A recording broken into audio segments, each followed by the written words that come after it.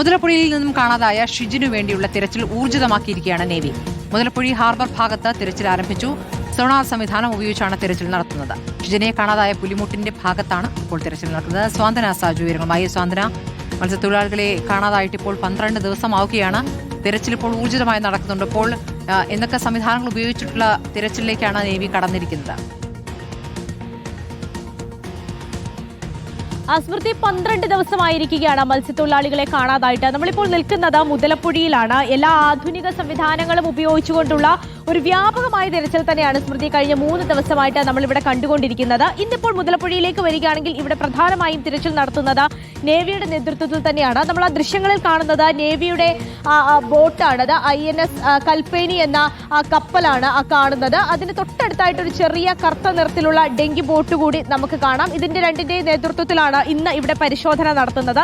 Navy കഴിഞ്ഞ ദിവസമൊക്കെ തന്നെയും അവരുടെ മുങ്ങൽ വിദഗ്ധർ ആയിട്ടൊക്കെ സ്കൂബ ടീമൊക്കെ ആയിട്ടാണ് എത്തിയതെങ്കിലും കടൽ വലിയ രീതിയിൽ പ്രക്ഷുബ്ധമായതിനാൽ തന്നെ അവർക്ക് ഇറങ്ങിയുള്ള ഒരു പരിശോധന അത് സാധ്യമായിരുന്നില്ല. ഈ ഷിജിന്റെ കുടുംബത്തിന്റെ പ്രധാന ആവശ്യം എന്ന് പറയുന്നത് സ്മൃതി, ഈ പുലിമുട്ടുകൾക്കിടയിൽ എവിടെയെങ്കിലും കുടുങ്ങിക്കിടപ്പുണ്ടോ എന്നുള്ള ഒരു സംശയമാണ്. അതുകൊണ്ട് തന്നെ ആ ഭാഗത്ത് പരിശോധന വേണം എന്നുള്ള കാര്യമാണ് അവർ പറയുകയും ചെയ്യുന്നത്. പ്രധാനമായി ഈ അപകടം നടന്നത് ഈ പുലിമുട്ടിന് സമീപത്ത് വെച്ചാണ്. അതുകൊണ്ടാണ് അവർ അങ്ങനെ ഒരു ആവശ്യം ഉന്നയിക്കുന്നത്. അപ്പോൾ അവിടെ പരിശോധന നടത്തുക എന്ന് പറഞ്ഞ കഴിഞ്ഞ ദിവസങ്ങളിൽ ഒന്നും തന്നെ അത്ര സാധ്യമായിരുന്നില്ല എന്നുള്ളതാണ്. ഇവിടെ ലോക്കൽ സ്കൂബ ഡൈവേഴ്സ് അടക്കം എത്തി പരിശോധിക്കാനുള്ള ശ്രമം നടത്തിയെങ്കിലും അവർക്കും കഴിഞ്ഞില്ല. അപ്പോൾ ഇന്ന് സോണാർ സംവിധാനം ഉപയോഗിച്ചുകൊണ്ടുള്ള ഒരു പരിശോധന നേവി നടത്താനുള്ള ഒരു നീക്കത്തിലേക്കാണ് ഇപ്പോൾ എത്തിയിരിക്കുന്നത്. ഒരു ഘട്ട പരിശോധന ഇപ്പോൾ തന്നെ കഴിയുകയും ചെയ്തിട്ടുണ്ട്. ഈ സോണാർ സംവിധാനം ഉപയോഗിച്ച് അവർ എങ്ങനെയാണ് ചെയ്യുന്നതെന്ന് നോക്കുകയാണെങ്കിൽ അതൊരു സാങ്കേതിക വിദ്യയാണ്. ഒരു യന്ത്രം അത് ഈ കടലിനടിയിലേക്ക് കൊണ്ടുപോവുകയും അവിടെ നിന്ന് ഈ ശബ്ദ തരംഗങ്ങൾ എക്സ്റേ പോലെയുള്ള ചിത്രങ്ങൾ പകർത്തി നൽകും. അപ്പോൾ ഈ കല്ലിന്റെയും മണ്ണിന്റെയും ഒന്നും അല്ലാതെ മറ്റേതെങ്കിലും തരത്തിലുള്ള ദൃശ്യങ്ങൾ ലഭ്യമാകുമോ എന്നുള്ള ഒരു പരിശോധന, അതാണ് ഈ സോണാർ സംവിധാനം ഉപയോഗിച്ചുകൊണ്ടുള്ള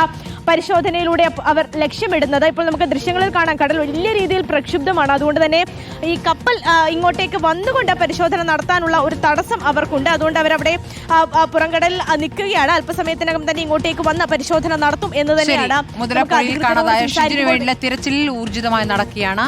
മുതലപ്പുഴയിൽ നിന്നാണ് സ്വാന്തന സാജു തത്സമയം വിവരങ്ങൾ നൽകിയത്.